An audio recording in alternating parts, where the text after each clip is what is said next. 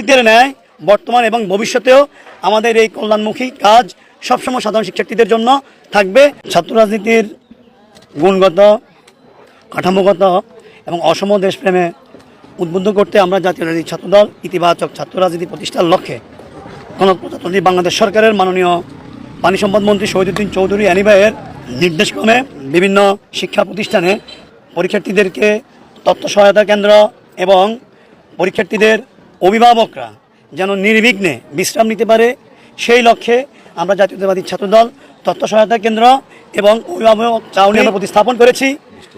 আর বৃষ্টি আসলে যেন ওনারা ভিজতে না হয়, যেন কোনো অসুবিধা না হয়, তার জন্য আমরা ছাতার ব্যবস্থাও করেছি।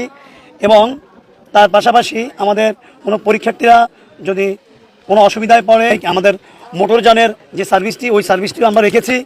তো ইনশাল্লাহ জাতীয়তাবাদী ছাত্রদল সবসময় সাধারণ শিক্ষার্থীদের কল্যাণের পাশে ছিল। তাই আমি বলবো অতীতের ন্যায় বর্তমান এবং ভবিষ্যতেও আমাদের এই কল্যাণমুখী কাজ সবসময় সাধারণ শিক্ষার্থীদের জন্য থাকবে। আর আমরা বর্তমানে এই মুহূর্তে আমরা যে আয়োজনটি করেছি, আমরা যে উদ্যোগ নিয়েছি, ইনশাল্লাহ আমাদের এই উদ্যোগ অব্যাহত থাকবে। পরীক্ষা যতদিন চলবে আমরা আমাদের এই উদ্যোগকে আমরা সর্বশেষ পর্যন্ত নেওয়ার জন্য আমরা ইনশাল্লাহ চেষ্টা করব। ধন্যবাদ।